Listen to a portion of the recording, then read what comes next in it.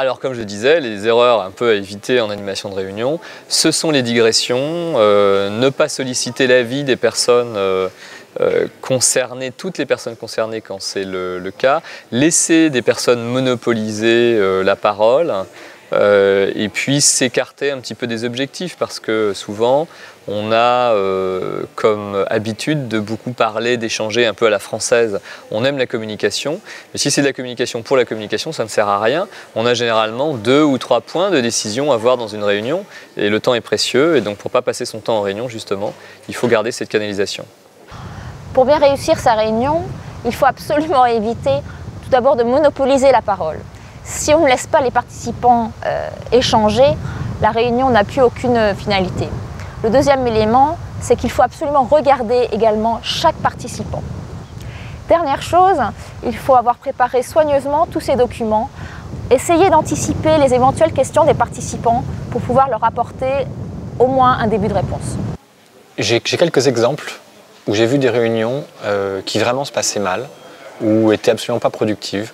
Et ça a été très souvent du fait que le meneur ou l'organisateur ne modérait pas les différentes personnes.